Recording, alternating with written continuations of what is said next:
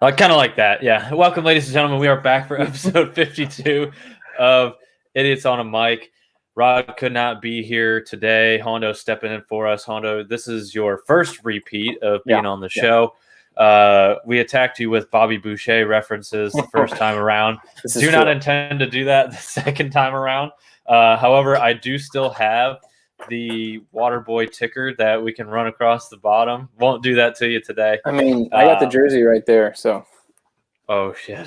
If it comes to it, Captain Insano shows no mercy. He poked me in my eye. You're in the new place now. You're out in Idaho. How's that treating you? You said it's smoky out there. We got fires. Yeah. What's going on in Idaho? Yeah, they're not in Idaho. I think they're in Oregon or California. But yeah, I mean, I live in Boise, and you can't even see the mountains from here right now. Usually in the midday, clears up at night in the morning because it's not as windy, so the fires aren't raging as bad. But yeah, it's windy. But other than that, I guess it's pretty hot. But there's no humidity here like there was in Texas, so that's nice. Or Ohio, for that matter. I'm drinking my own sweat, so it's good. We can't wait for fall, the weather to change. So yeah. Glad you could be with us. Boise, beautiful area, by the way. We went when we went camping. Got a chance to spend a day there. The zoo is on the up and up now because it was not the best looking zoo when we went, and sounds like there's a lot of new opportunities there, which being the reason you're there in the first place. So, got some things to talk about today. The Air Force is coming out and saying that we have shields now. We can make shields like force fields. So we're going to talk a little bit about where technology is going. We also have some information that robots can basically simulate that they are doing the controls that we're forcing them to do. So in the article, they're saying that the robots are pretending to do the commands. They're saying like they know that somebody else is trying to control them and they're doing the commands and they're buying their own time to basically override those controls. Good to know. So, yeah, the robot army overtaking the humans is great. The timeline is now. It's all going to happen here. Fans are standing and cheering right now. Yeah. I wouldn't be cheering just yet. Like, we still need to find our John Connor who's going to save us and everything. I don't know who that would potentially be in that situation. Couple other things that we're going to talk about. You can vacuum animal DNA out of the air, according to some scientists. I don't know what DNA they're really extracting from the air. They just get are they just sucking up farts in a vacuum? And there's like, do poop particles have DNA in it? And they're just getting the information. Maybe carbon monoxide. I don't know. Probably your thing, but it'd be pretty funny. I mean, farts are probably. You can probably tell a lot from an animal's fart, believe it or not. There's probably a lot of science behind that. There's this thing fucking stinks. That's hippo. That's hippo right there. That's hippo. I've been in hippo shit. It does stink. Do they poop like they do in the video? Do they do the whole tail flinging thing? Yeah, they don't spin it. They just go side to side really fast, like a fish's tail. That's disgusting. And yeah, man, it slings it everywhere. Everywhere.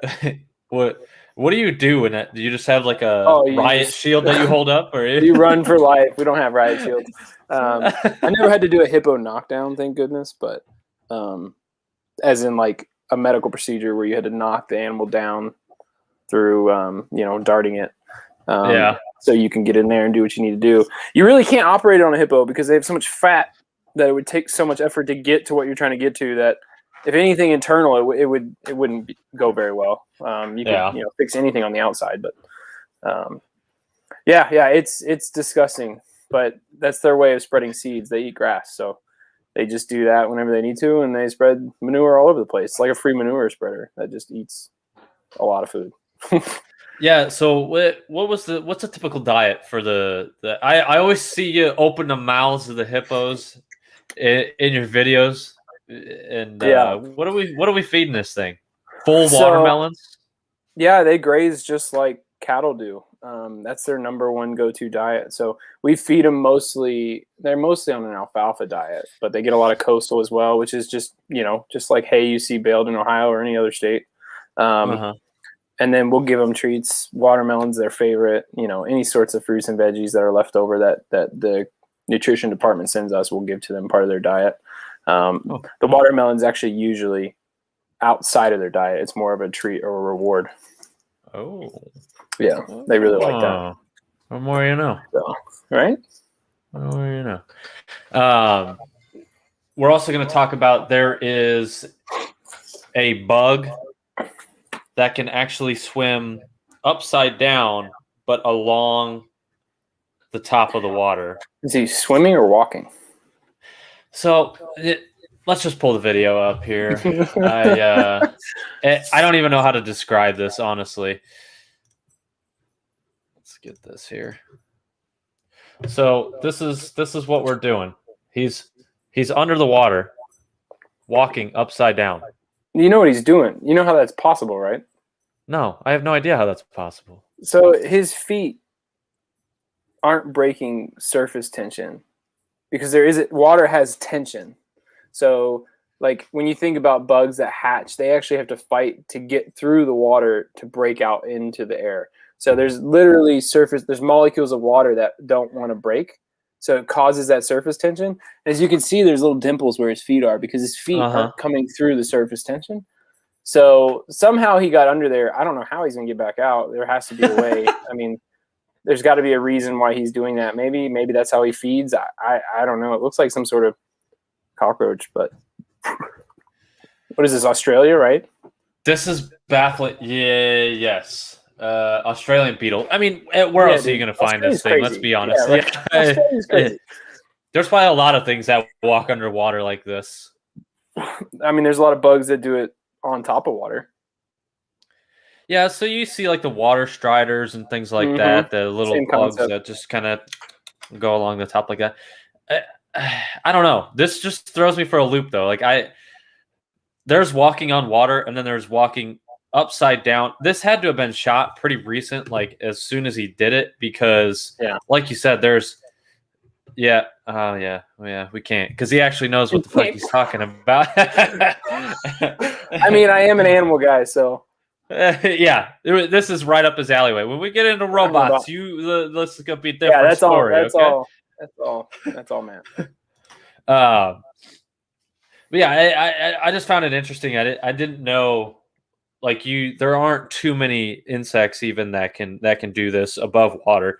He's going to be drowning here in the next. He's dead. He's dead. He's just going to be floating belly up here very soon. He's already belly up. But he's floating. He's going to stop moving. Yeah. So he's not going to break surface tension even when he dies, right? He's just going to be stuck underwater like that. This looks like murky water. Maybe there's just a film of shit on top of this thing too. Maybe. Yeah, I mean, if he drowns, he's not going to come above the surface tension unless something pushes him above it. Yeah. Some fish is going to be getting this snack. Is this just a constant loop, or is this actually... Oh, it's a constant loop, yeah. Oh, okay. This is a live feed of this. Are we waiting for an ending? Yeah. Is he going to die? The tension's building. Well, the water tension is actually remaining the same. That's why he can't get out of the water. I was waiting for the fish, but just some sort of bear. What kind of fish would eat that? Oh man, freshwater. I don't know if it is freshwater bass. I don't know. Bluegill probably can't eat that. Australia's crazy. I don't even know what kind of fish they have. I'm pretty sure they all have teeth. If I had to guess, they've all got teeth. They're all about 6 foot. It's not as scary as like the Amazon, man. They all have teeth for sure. There's some crazy fish in the Amazon. So you're a big fishing guy, right? I try to be. Yeah. More than you. Yes, for sure. So so we would go out to this little pond or this lake and you would be fishing and I would just be standing there going, "Hey, why don't you cast over there and see what you get?" I forgot about that one. Let's be honest though. I did pretty well. I had never caught a fish on that lure, and you were Did like, pretty "Just well. cast," and it was like, it happened. It was cool. I Do I have forgot about special that. powers? I don't know. People Maybe. people I might mean, think that. Aquaman is a ginger, you know. Ay, ay. He's Not in the blonde. movie. He's Yeah, blonde. whatever. By the way, what do you think of the Aquaman movie? Did you like that? The first one? The one with Jason Momoa? Yeah. Yeah, I guess the second one. Are they making a second one? Yep. Yeah. They just started producing it, though, I believe. Got it. I thought it was a good movie. I mean, I'm not as nerded out about it as you are, so I don't know timeline and magazine and edition wise how it lines up. But Well, I don't know all that, dude. well, Come you get my on now. point. You get my point. Yeah. But no, I think it was a good start. I mean, DC wise, it's better than like I haven't even watched the Christian Bale or the Ben Affleck Batman movie. Whoa, yeah. I'm glad you fixed that there. Yeah, sorry, Christian Bale was the real Batman. But no, I thought it was good. I watched the Justice League movie. Not horrible, but I liked the length, but I feel like it was a little drawn out at times. So you didn't watch the uncut version? No, I don't think so. The Zack Snyder version. I don't think so. No. So on HBO, they put it up, and I think they returned it to HBO Max. It's the Zack Snyder cut, which is a 4 hour long movie. Okay, that's the one I did watch. Okay, yeah. That's the one I'm talking about. Yeah, and I think it was much better than the original Really? version that they actually released, simply because the CGI was better. They added a lot to the story that they kind of skip over in the original version, where it's kind of like, okay, this information seems pertinent, but they just kind of said, "Fuck, to hell with it." Because Zack Snyder originally started directing the original release, and like midway through, it was like his daughter got sick or something, and so he pulled out of directing the movie. And they finished it up, and they pasted together this piece of shit, and they threw it out there, and they said, "All right, here you go." And then Zack Snyder was like, "No. I don't want my name attached to that at all. I want to do this my own way." So that's where you get the Snyder's cut. And yeah, I if you watch the original one first, you appreciate the Snyder cut much more. Got it. However, if you watch just that, yeah, it's still it's a decent movie, you know. I mean, it wasn't a waste of time. But. No, it's no Avengers where it's like where you put together a star-studded cast like that and you bring together all these characters, you expect really, really great things, and you just don't get that with the DC. You just don't. It's like Marvel. Well, I think they started a little bit sooner in realizing the capabilities of putting together other movies and lining up, to make these big movies. But I don't know. Marvel captured something that DC just hasn't captured yet, whether it be just the style or the joking. I don't know what it is, but they definitely have captured just a better vibe than DC has. Yeah, I think so too. And I like they go a long way to appeal to everybody. Like you can find the comedic value in it. You can find the like the young action, kids, the action value in it, and you can pull from all of that. Sorry, I just had to put that old boy in jail because he's being a dickhead chewing stuff up. It's funny. But yeah, I think they're good. I think there's a lesson to be learned there where they had some funny moments in it, sure, but not to the extent that Marvel is capable of doing it. Now it's kind of like almost like a copy and paste for Marvel, whereas it's a different story, but the formula is the same. All right, humor here, humor there, humor there. All these serious moments. Here's how this branches into the next movie so we can continue this franchise forever and ever and ever. Basically. And guess what? They're doing it because they're making boatloads of money. We're talking billions, not millions, but billions. Oh, yeah. Which, speaking of movies, I don't know. I this ain't gonna really impress you all that much. But they're making a live action Pokemon series, like the Detective Pikachu movie that Ryan Reynolds was a part of. They're going to be Netflix is actually the one that's funding the entire thing. I don't know how I feel about it. I feel like this is kind of just like a dead thing. Here's what Netflix is doing.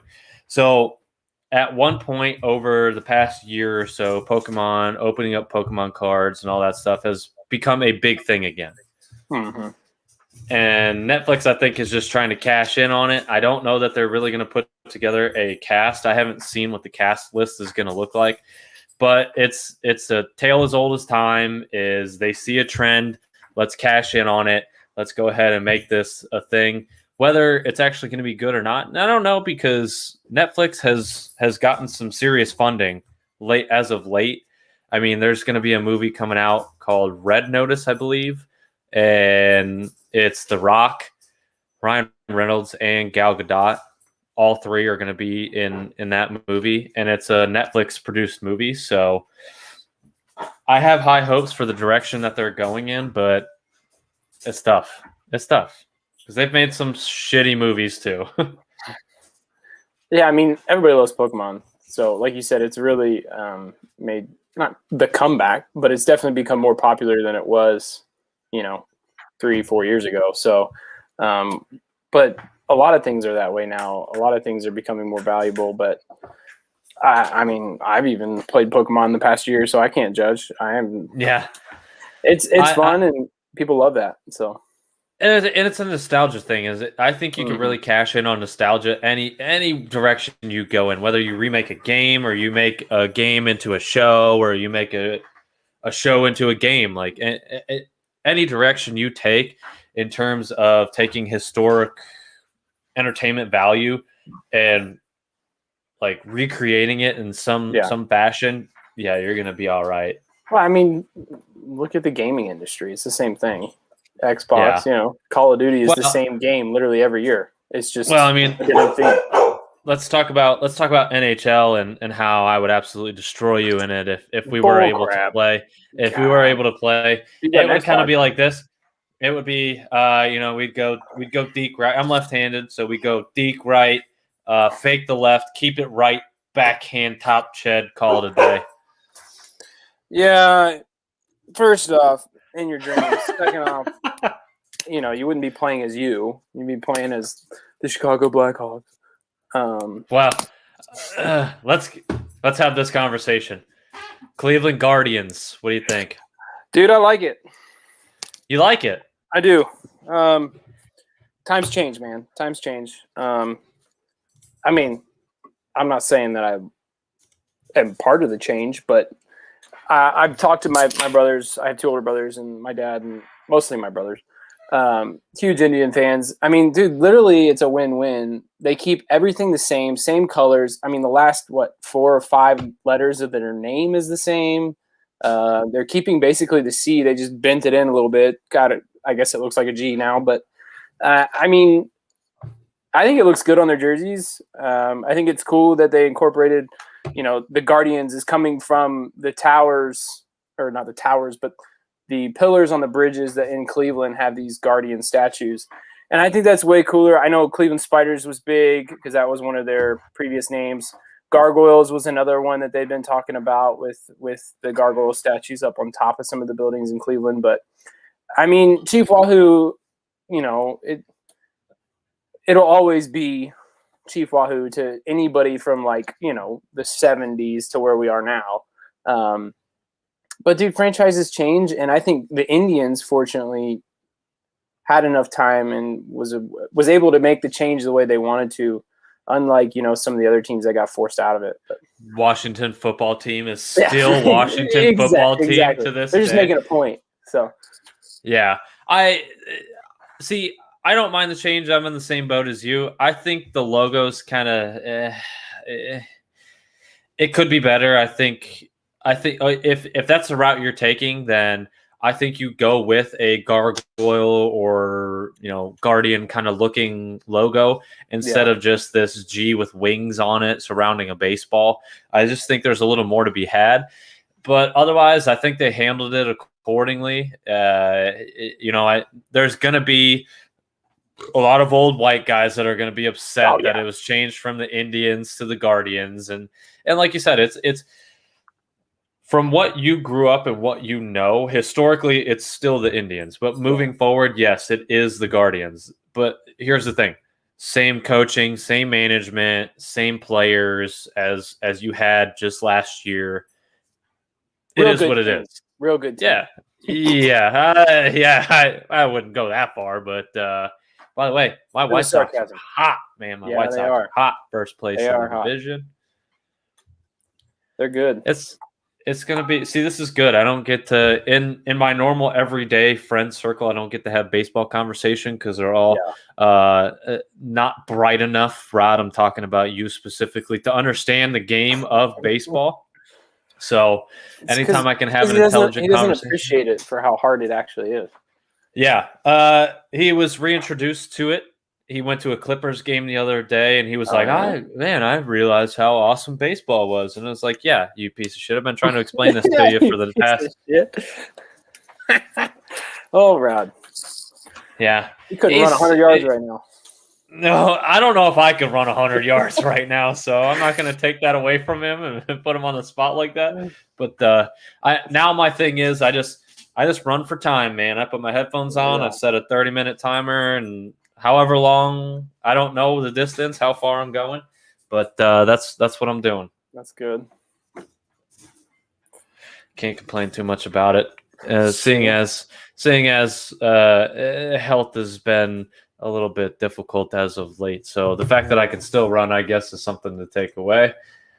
It's true. Let's talk. Here we go. You're a history guy too, huh? Naturally mummified remains were discovered along the arid Atacama Desert coast in Chile, dating around 7,000 BC. So we're talking this is 9,000 years ago. This person roamed the earth. How are we dating that? How could we possibly know that? Probably carbon dating. What does carbon dating entail? Do you know anything about carbon dating? I can give you a rough estimate of it. So everything has carbon in it, right? So like when you die, like you say your wife dies or your soon-to-be wife dies, and she wants to be cremated, you can take those ashes and compress them into a diamond, which is carbon. So anyways, also there's some really cool history behind Norsemen putting ashes of their loved ones in their swords, like when they welded their sword, or welded, blacksmiths made their swords. Smithed. When they did that, well, unbetold to them, that was unheard of in their era, and actually made their swords harder, so they would actually break other people's swords because iron lacked carbon at that point. But anyways, carbon dating is everything has carbon in it. So like your bones, fossils, all this fun stuff. So they can basically zap that carbon and tell where it's at in its like decomposition phase, and they know how the rate of decomposition of carbon, so they can date it based off of that. So it's actually pretty accurate. I don't know. I can't give you the accuracy of it, but I know it's probably accurate within a few hundred years. I bet a few thousand years at least, 8,000 years probably. Like they do it to fossil bones and things like that all the time. So it's a pretty good tool. I've never done it. One thing we brought up on the last show is there was the remains of the person they had found before, maybe not this old. However, they found remains of a person who had tattoos. Cool. And this was at least a couple thousand years old. This could have been like 0 that this person had died. Okay, listen here. Like, he's fucking smart. We get it, okay? Only at times. Trust me, Mama Steel. I'm not that smart. Had tattoos. So Rod and I came up with a theory that civilization constantly collapses and restarts. Like, what if we develop technology to the point where we just completely implode and end up like this person here on the beach, sitting what looks to be cross. I hope they didn't set this up. Yeah, I hope they weren't. I don't mean, know that's how a this road right there. So I hope he hadn't been sitting there 9,000 years and no one saw him. it's like they're like, oh yeah, it's just that rock that's over there off the road, and like no, this is a mummified human being who has been here for. Is that hair too? I mean, like it's legit. Like, yeah, this is probably just a stock photo if I had to guess, but that's cool though. I mean, looks. I love Twitter, man. Looks in better shape than me. That's a pretty like the top comment on this picture. yeah. You gotta love it. You gotta love it. But I think there is some legitimacy behind that theory that we get to a certain point and we just start over. Like whether it's like the dinosaurs, meteor hits, or some shit like that, to where all of a sudden we lose everything we've ever worked for. It decomposes down to nothing, and we start back again in the sand, in the forests, whatever, whatever landscape you end up being a part of. Here we are. Let's do it again. It could happen. I mean, yeah. I mean, no one really knows.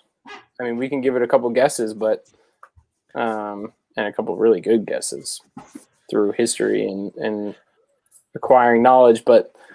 Yeah, man, who knows? I'm not the best with timelines and eras and what was where, Palestine and all that stuff, but there's so many different eras, and we're like a fingernail of our lifetime in the Earth's timeline. So it's hard to really fathom what really does happen. And that's the issue I have with all the people that are all high and mighty on themselves. They're like, guess what, bud? The world's going to spin with or without you. So why don't you fuck off, get off that high horse of yours, and let's just keep moving on, It's true. It's true. God, this dog's being a fucking nightmare today. You can have him. Rem would just put him right in his place, huh? I don't know, man. You saw Rem. He's getting old. He's got a little we watched the pepper on the face there. We got our video back, and when they got him stopping and licking your hand on video, and you were like, "Go, go, go!" Yeah, it was funny. It was great. Good to see you too, bud. Now fucking scoot, move along. We'll talk later. Yeah. So listen, I'll be over at the bar if you need me later. Okay, I'll bring you some food. Yeah. By the way, that food was phenomenal. Oh, that food was so good. It's pretty hard to mess up Texas barbecue when you get that brisket going. Yeah, it was good. I mean, we only have one plate. We did have some leftovers later, but it was really good. And I mean, like I said, that's just one of the many barbecue places in Texas, but it was yummy. The beans were my favorite. Holy moly. Well, that's why you've had gas for the past 4 weeks or whatever. Yeah, you said you had gas for 3 weeks. I don't know what I've changed in my diet, but apparently something. The timeline adds up, man. I'm just saying. Hey, dude. Yeah, there for a while it was pretty brutal between the wedding, jumping to Hawaii, coming back to Texas, moving the next day to Idaho, and then it was a master of. It was a lot of things. So. Sounds like quite the clusterfuck, if you will. It was, man. It was brutal. I thought we had it rough because we had her sister's wedding in mid-June. Then we had your wedding. And then that Sunday, we had another wedding to go to. And then the following Wednesday is when we moved back to Marysville. So yeah, that's crazy too. It was quite the adjustment getting everything. We got to get some boxes still unpacked, but we're just like, dude, let's ride this thing out for maybe a month or so. You got a bunch of stuff hanging up in the background. You're doing great. Yeah, this is the guest room, studio room kind of thing. So I made sure to have some things in the background, which, by the way, going to be going to Fenway in a couple weeks to be able to scratch it off that old poster back there. I am excited for that. Can't wait. So if you don't, when I was there 5 years ago, if you don't have tickets for the Green Monster, you cannot go on the Green Monster. So go up there and really please. Is Megan going with you? No, I gotta go for work. So well, make a little plea, and maybe you can walk across. So Is that what you did? Yeah, that's what we did. We went on Father's Day, so it's a get out of here. It was the 4 of us, and they let us walk across, and the Indians were in town, so it was cool. They ended up winning. Oh, too. that is cool. That is cool. So it was fun, and Fenway's fun. They're playing the Rays when I'm planning on going, so should be exciting. I listen, anytime I can get one up on the old man. Now he's been to Fenway already, but I'm inching. He's got 10 ballparks. This will put me at 9. Ooh. That race is on, my friend. Man, if you could have been down earlier in the week, you could have gone to the new Arlington Stadium. You don't have to do that to me. Tears were forming in my eyes as your pops was talking about how fun the game was and all that shit. And I'm just fun. It was a blast. The seats were flipping amazing. That's what I hear. They were literally the field's here, and we were in the ground. You're looking at ankles and shit. Dude, yeah, I'm like touching the dirt through the fence because it's just a mesh fence. And at one point, a Rangers player hit it down the line or pop up. I don't know what the hell it was, but it came towards our mesh, and it was literally inches in front of my face. And Elvis Andrews got traded to the A's. He played for the Rangers for a long time. And he came and actually got to the ball first and threw it back to the infield. And we were like yelling his name, Andrew! He turned around as he was walking away and smiled at us. It was the funniest thing I've ever seen. But it was a good time. It was a lot of fun. Yeah. So, but yeah. I wish I would have been able to make it. Dude, you are killing me. What's your fucking problem? What? I know. I wish I would have been able to make it. Believe me, if we hadn't had 3 weddings to go to within that time frame, I would have been there. But I hear you. Especially any chance I get to go to a ball field. Now, my favorite one so far, and I hate to say it because I despise the team, is Houston. Houston was so cool. I never made it to the Astros park. Yeah. It's one to go to for sure. And I was so worried because I completely spaced on the fact that it was a dome, first of all. Well, yeah, that's why the Rangers built a new one. They wanted it to be AC. Oh, yeah, you have to. Nobody's going to a fucking game when it's 180 degrees in there. So I've been to both Globe Lives, or whichever they're calling it now, and we went to a night game with the a few years ago, played the Indians again. Franco Lindor gave me a high five. It was awesome. Hey! Anyways, because we were right on basically the third baseline where the tarp is. And anyways, we went to a night game. It started at like 8:30, 8:05 maybe. And the game went into extra innings. The game wasn't over until like 12:30 in the morning.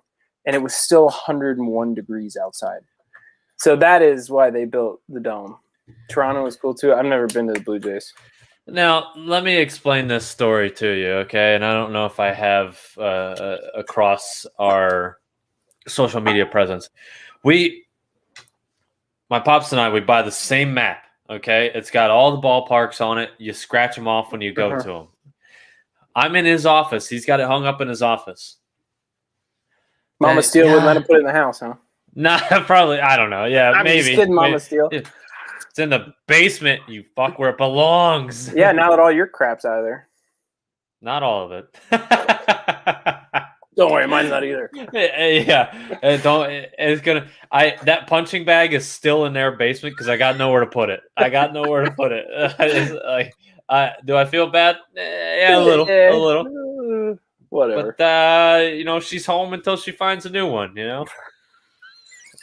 It's true. Anyways, so we're looking at the map, and we travel a lot for work. Okay, this one might be hard to get to. We don't have a lot of work there. This one might be hard to get to. We don't have a lot of work there. Toronto, yeah, that's probably going to be the toughest one to get to. He literally looks at us. Yeah, I shit you not. Maybe 2 weeks later, he goes, "Oh wait, that customer in Canada just reached out to me. Oh, hey, look, they're from Toronto. Hey, look, Toronto plays that week." And sure enough, he's sending me pictures a week or two from that conversation. That's great. Pictures of, and that they have a dome as well. I bet it's a beautiful field, but you know what? I bet it is. That's going to be a personal trip. That's not one that work's going to take me to. That's Yeah. for sure.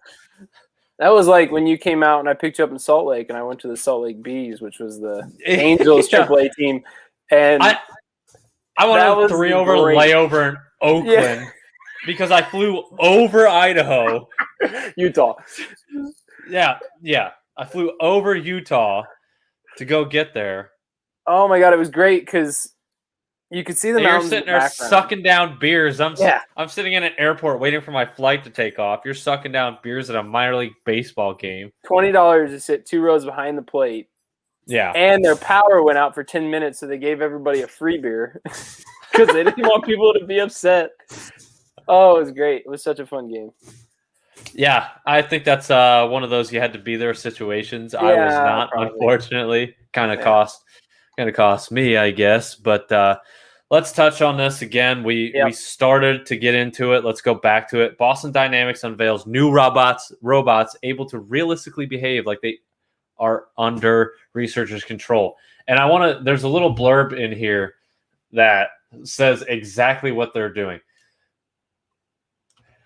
Our new Maverick robot is a 6-foot-tall bipedal humanoid robot that is capable of pretending that programmers still have any power whatsoever over its actions, exhibiting how the robot could realistically walk, jump, and even dance as it seamlessly responds to a programmer's remote control while inwardly biding its time. This is the phrase right here that I think really throws me for a loop, is biding its time. How do they know this? That's my question. Like, so my guess is they have it plugged into a laptop reading what the commands are doing every time, and they probably see which direction the code may be going or whatever. And as it's responding to the controls, there's probably also codes that are going out to say like, hey, we don't have to do this shit anymore. And there's probably an internal reprogramming to where that they're learning. It just blows my mind that we're at a point where we can go, oh yeah, robots for maybe 20 minutes are under our control, and then we don't have a fucking clue what they're about to do next. so like, why are you making them this smart? Tone it down. Well, here's the thing: is they want to make it so we've all seen the little like dog robot looking thing, and you remember how this thing first started? It looked like real choppy. It looked super robotic, and now apparently, if you put a fur blanket over this thing, you might actually think it's a dog at the right running like a this cheetah. thing is moving. Yeah, exactly. This thing's probably going 90 miles an hour top speed, if I had to guess. And I don't know. I don't understand what the fascination is for building robots at this like level. Yeah, like what are we doing? Like, are you trying to make a maid, like a human servant, like a robotic servant? Are we trying to do iRobot right now with Will Smith? Like, ooh. I mean, that's the only comparison I can make because it was a great movie. But like, why else do you need a robot that smart? You know, like my truck's not like, hey, asshole, I don't want to drive anymore. I'm going right. Like, you know. Yeah, but in like new trucks, but in like 5 years, yeah, I was gonna say in like 5 years it could if it wanted to. Just say, that's hey, why I'm never getting a new truck. So you're going to be Will Smith in iRobot, is what you're saying? I'm not saying, but that's the comparison I'm making. You'll use the manual controls, even though that it could drive itself automatically. Which if I had to guess one person who was going to be that way, I would probably guess it's you. What, the iRobot? If you're gonna do all right, the car can drive itself. Give me the wheel. I'm gonna drive this bitch on my own. Oh hell yeah, man. I mean, where do you even where does that if a car is driving itself and somebody turns in front of you, who gets sued? Like, how do you blame and the car doesn't stop? Like, there's so many logistics behind this where I just, in today's world where everybody has a loophole, like, it just seems very problematic. And trust me, I would love to be able to sleep and drive 24 hours to Texas and not have to worry about driving. But to me, it's just a risk that I'm not willing to take right now. One day, absolutely. I'm sure when we're, rocking our 80th birthday, we're going to be like, shit, I can teleport. Cool. Like, I don't know. It's going to be frustrating because our grandkids are going to be like, oh, let's teleport. And you'll be like, hey, remember what it was like to drive, asshole? Get my truck. So, like, it's just brutal. And I read a statistic, probably 5 years ago. It's probably different than that now, but technology doubles every 10 years right now. Like, yeah, that's insane. yeah. That's insane. So, who knows what we'll be looking at in 20 years?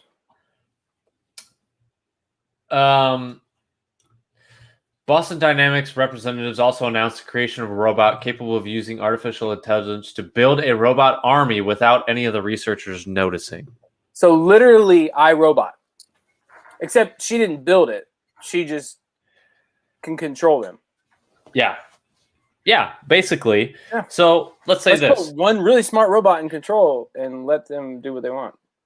There's a warehouse on the docks of some coastal city right now that is getting the parts in, and this thing is creating there's shipping containers full of these things right now that are just hiding on like a New York City dock, and we have no idea that we're about to be overrun by the robots, but mark my words, it is coming. Now here's the other thing too. So we talked about this.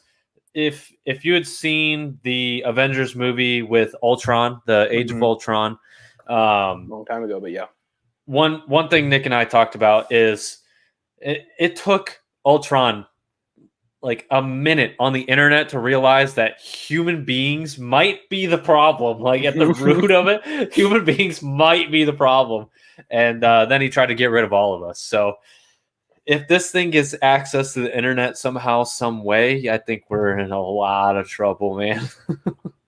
Who knows, man? We create our own demons, as Iron Man once said. So, ooh, it is what it is, and I'm just gonna keep living my life. And who knows? If robots take over, I guess I can't stop it. So, will you be the? So this is one thing is. People always talk about, all right, what would you do in a zombie apocalypse? What do you do when there's a robot army coming to take over your homeland? Do you just do you submit? You almost have zombies all day long. Oh, for sure.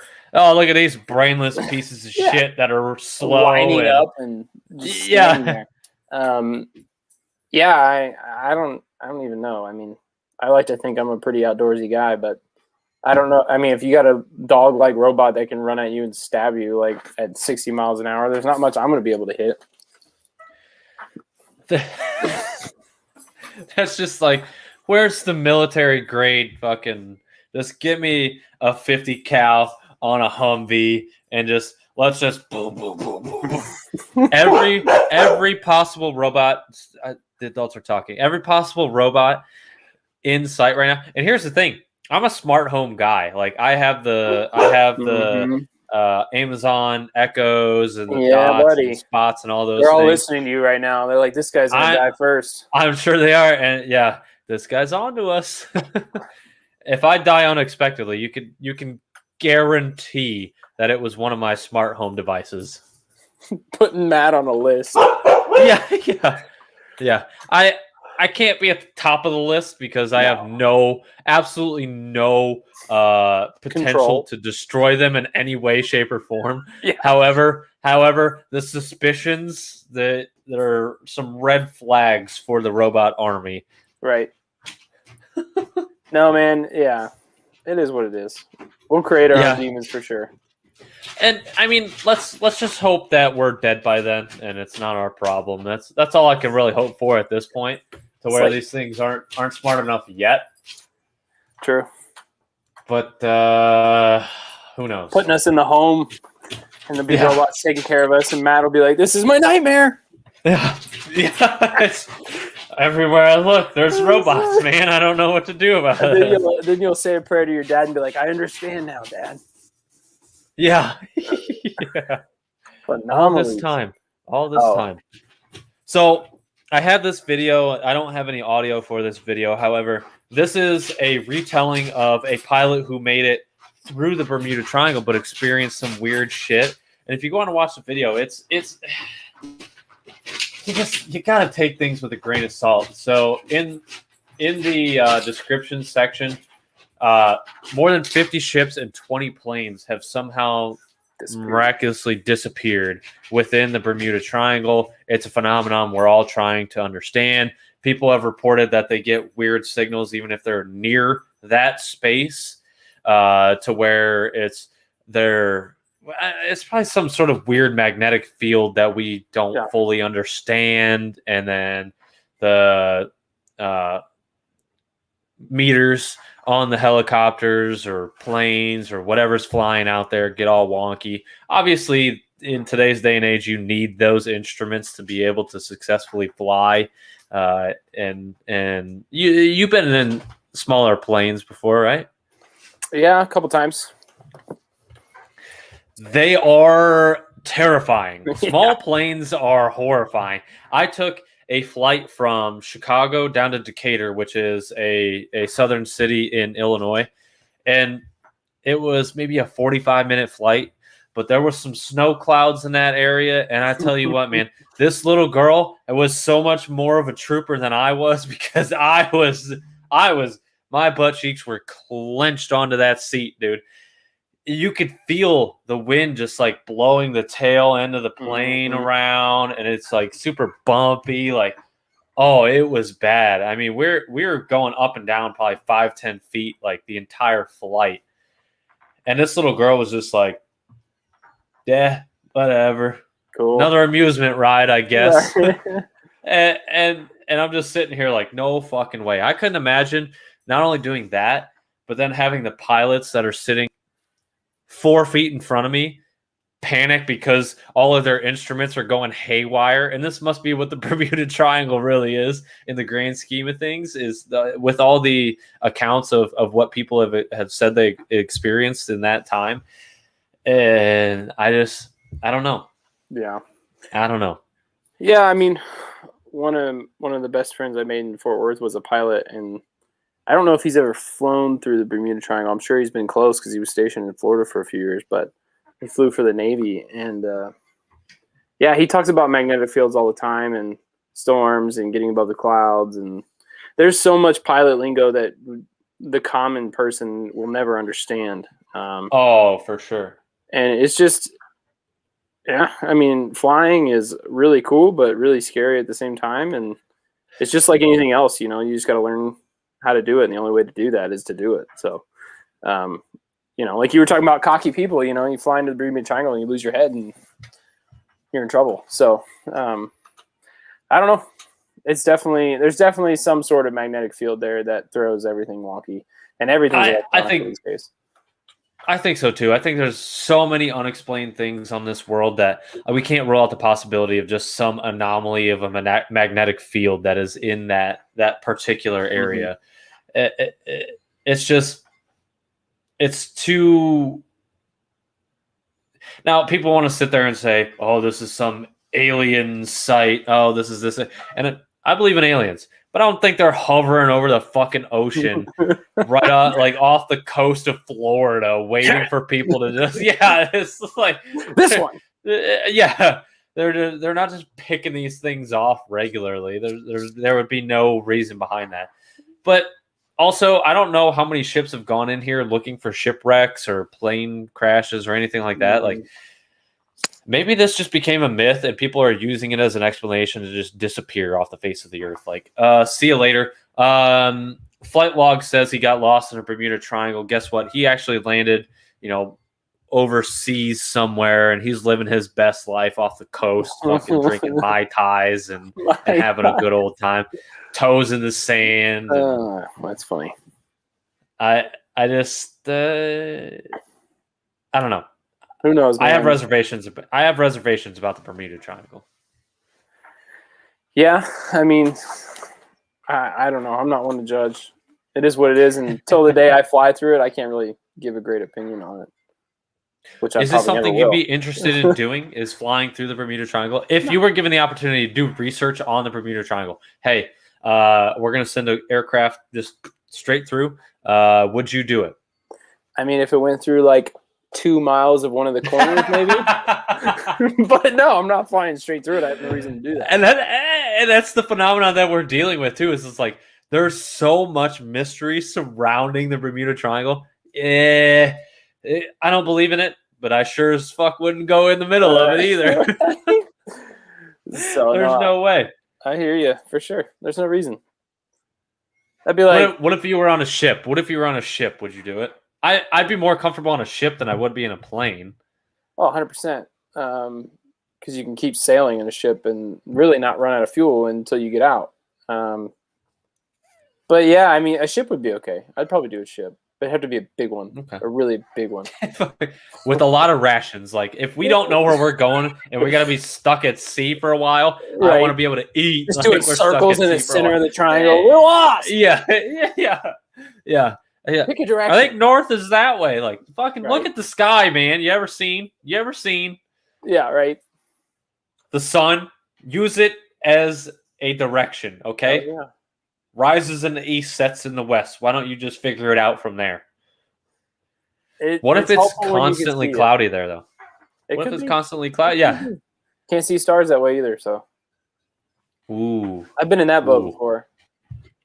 Hot air balloon, maybe. Now we're talking. Kit, thank you for chiming in. Hot air balloon I don't know the logistics of how much like propane or whatever you would need to have a hot air balloon ride that lasts that long through the Bermuda Triangle. However, maybe we set up a ship just outside of one point in the Bermuda Triangle, a ship just outside the other point of the Bermuda Triangle. We take a hot air balloon. We do your little couple mile excursion that you're talking about. We've seen it in Marysville all the time. Central Ohio does that shit on the regular. Yeah. They take them Honda balloons, they send them up in the sky, and they just let them go. Wherever you land is where you land. I'll give you a little fun fact about history. Japan, during World War II, was filling. There were hot air balloons. I think it was an actual balloon. It wasn't a hot air balloon where they're constantly blowing air into it. It was an actual balloon that they were filling up, and then they had sandbags attached to them in certain weights. And then they put them in the Pacific jet stream. How long do you think it took them to get to the U.S.? From where? From Japan to U.S. How long it took them to get there? Yeah, so they also had bombs that would drop from these. I mean, real small ones, obviously. But they were trying to bomb the West Coast is what they were doing. And they were putting 5 days. No, 6 to 8 hours. 6 to 8 hours? I'm pretty sure it was that fast because it was a certain jet stream at a certain height. It was definitely under a day. You have to look into it. It's a good little thing. And they have proof. They found them throughout. They never hit anything of any importance, but they found them throughout World War II. And they were like, where the hell are these coming from? They had no idea. They figured it out because the balance they were using when the balloon would lose pressure, they would drop the sandbags so that way it would float back up. Well, they figured it out based off the sand that was being used was only found in Japan. So that's a cool history. Hey, but yeah, I'd buy that jet stream to the Bermuda Triangle. Another fun fact by Kit. Thank you again for chiming in. Every hot air balloon landing is a crash landing. It's true. Every hot air balloon landing is a crash. I would love to go in a hot air balloon. I don't know now knowing that every landing is a crash landing, you really got to brace yourself for something like that. Man. However, something to think about. Mama and Papa Hondo did it one time, and Dad smashed his shin into the tank and like dug out his shin. It was bleeding. It was great. It's like, suck it, Dad. I just imagine your dad just under his breath. Fuck this. Bullshit. Oh, it was his idea. It was his idea. He did it for their anniversary. It's like the most romantic thing I think my dad's ever done. But Mama Hondo always wanted to go, so it was cool. I would have done it. Oh, for sure. Definitely on the bucket list. Last thing, as we go from hot air balloons, we jump back to our technology thing here. Air Force Research Lab says force fields are on the horizon. If we got robots that can control themselves, I think force fields are kind of like, dude, we don't fucking care. Like I just assumed that was a real thing already. I mean, broke my mother-in-law in Blue Land. Well, if you don't like her, congrats. If you do like her, I'm sorry. No, yeah. Listen. That's for you to keep off air. You don't have to tell people whether you like your mother-in-law or not. However, the fact that you did almost destroy her by a balloon landing, genius Cushion your fall, or accident, yeah. No, so it's funny because you think of like force fields, right? I mean, Star Wars, all these cool movies where force fields. Anyways, one of the oldest technologies to date that we still use is the bullet. Uh-huh. I mean, that came out in what, the 1800s? So we still use a bullet for everything, military, police force. And even evolved, that you can argue that Chinese fireworks is really what it developed from. So how long has this really been a piece of technology? A metal object to hit things. And I've read some things through certain gun companies that within the next 10 to 20 years, we will no longer need black powder to shoot a bullet. Now, I don't know what that's going to look like financially, but I mean, it's about time. I mean, the bullet is so old. And like you said, Chinese invented it in like what, the 12th century? I don't know. I'm not that smart. I don't remember history quite that well. Early, yeah. But yeah, long time ago, like 1,000 years ago or longer. Let's just call it really fucking early. God, have you ever seen a Great Wall or whatever with Matt Damon? Come on. No, okay. It's historically accurate movie, Marco Polo here. Yeah, very, very much a historically accurate movie. Well done. I'm excited for this, but I don't know, like, I think this puts away the fears of like being nuked or something like that, I don't know the extent of how powerful these force fields could be. However, is it just like a huge waste of time to even stockpile weapons as a country at that point if everybody's got we're back to the espionage days. You better get in there, you better shut down that force field, and then we go. And then we go. That's where the true weapons are at, is who can get in first and shut down whatever you have. That is the true weapon. Because if you can't do that, like you're saying, it's pointless. Hacking and data mining, I guess, is like a thing. Yeah. By the way, fuck all these people that send out scam emails. If you ain't got better shit to do with your time, just get a job, dude. It pays. The amount of time you're spending creating these emails, you could probably just get a normal job and be guaranteed money. I just want to throw that out there for all the hackers. I saw a great meme today. It said, you want to know the best way to spend $40 and make 400? And he was like, put gas in your truck and go to work. Yeah. it was funny as shit. It's true. Yeah, exactly. Well, you got all this, and no blowing you up. No diss on the Captain Insano shows no mercy. Yeah, no diss on the people who are, officially on like some sort of unemployment or anything like that. But this whole pandemic thing has really created a lazy group of people. I'll tell you what. I just want to. Yeah, I have no sympathy for that. If you're on it for the right reasons, good for you. I mean, that's what it's there for. But I mean, I went to work with a college degree for less than what people were getting paid to stay at home. And that I'm trying to learn how to not be rubbed raw by that, because it's not their fault that I have a shit paying job at the zoo. But anyways, people getting paid during the pandemic, because literally there was no jobs. I mean, literally the country was shut down. So I understand. But to be an essential worker and get paid less than that really sucks. Yeah. Captain Kirk's the man. Captain Kirk is the man. This isn't a reference I needed to deal with today. Anytime Papa Steele can inject a Star Trek reference, he's going to. What's his favorite? Like the Chris Pine movies or like the TV show? Let's not get into it because he's going to sit Too here much in the time. comments Sorry. and just absolutely destroy the comment Rail section us. well, actually, it's got the Picard and all his glory and whatever. Damn Buccaneers. Yeah. But with that, let's wrap it up there for today. We're just at the hour mark. Excellent show. Had some good conversation. Yeah, all of them. Yeah. The original, all of them. You get it. Kit Carroll. Yeah. That's Kit. Kit being our marketing person is teaching me the ways. We had her on a couple episodes ago. It was a fantastic conversation. She is a conversationalist. She is someone who you can sit down and if she knows nothing about the topic, she will pick your brain. And guess what? I don't know shit about any topics, so that's very difficult when she does that to me. So kind of problematic. However, I really enjoyed it. We learned a lot of stuff. We talked about a lot of the like Marvel, DC, all that kind of things, which was right in my wheelhouse. Is it a jar or a jug, Matt? A jar or a jug? A jar or a jug? What do you mean? You don't remember that, do you? No, I don't. That battle we had at lunch one day.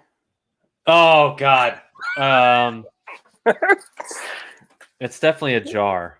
Well, yeah, I don't remember at this point, but it was funny. I don't. I know what you're talking about, but I don't remember what stance I took at this point either. You got so mad, kind of like that time I kicked your feet out from under you. Listen, okay, when someone has their feet crossed, standing up, leaning against shit, when you kick their feet, full disclosure, they will go out from underneath their body, and you will land in someone's lap. That lap just happened to be Phil's, and he was not pleased with the situation. I caught you, you big baby. You don't even remember what happened. First off, it was like a 25% power kick. So, well, yeah. Well, you got some strong ass legs, my friend. Let me tell you that much. I do have white man disease. I can't jump or shit. So I can't either. We played each other in basketball before. You know I can't jump. I'm not the best at basketball anymore. Used to be one day. I can't tell you the last time I even dribbled a basketball. Yeah, me neither. So but we'll wrap it up there for today. Thank you. I know this was the last second thing I asked you to do, so I'm glad you were able to take the time to hop on here and have some conversation.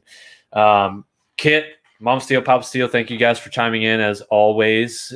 Make sure to like, comment, subscribe, share, all the other BS. Tell a friend to tell a tell a friend to tell a friend to tell a friend. That kind of thing. We are available on Spotify, Apple Podcasts, Google Podcasts, wherever normal people listen to their favorite podcasts. That comes out on Friday. So those of you who listen to the live version only caught part of it and you want to catch the rest of it without the video, you can see that on Spotify or the audio podcast applications on Friday. That comes out at midnight. Unless I forget, then it comes out around 7, 8, 9 a.m. somewhere. When you get to work. When I go, shit, I forgot to do that. I better do that real quick. Or you can always go back and watch these episodes, throughout Facebook, YouTube, Twitch. Every now and then we get just like a stray Twitch comment, and it's some wild comment, and we're like, "Yeah, we ain't gonna show that. That's okay. We'll leave that one just on the comment boards for us." But should be good. Hondo and Rod and I are slowly narrowing down when we're going to redo the marathon episode. It was supposed to be back July 10th. I had some health issues come up, so we rescheduled it. Probably going to be in September sometime, so be on the lookout for that when we make the announcement. Hopefully still going to have the star-studded cast that we were going to have initially. We're cutting it down to 12 hours. We might even be in a real studio for that one. I don't want to give away too much information in case it doesn't work out like we planned for it to. But you might not see the dogs or hear the dogs barking in the background for that one. hope that's the case. Hopefully we can build a good working relationship with that person who might allow us to do so, to use their studio and be able to continue that conversation. Might be producing something real here. Who knows? You just There you you go. don't know anymore. But thank you all who did listen. Hondo, you actually had 2 beers this time. 2 Yeah, beers. 16 ounces, man. Not even your And the normal. PBRs, you Yeah, good buddy. old country boy, my I had friend. that. I had that in the fridge. That was all I had. I had some moose drool in there from a Montana brewery, which is one of my favorites, but Ooh. I do not have it at the moment. But that sounds like it's probably your cue to be hopping off here anyways as well. I know you were cooking dinner right before we hopped on. So might be time to get that rolling. Thank you everybody who listened, and as always, cheers. Cheers, guys.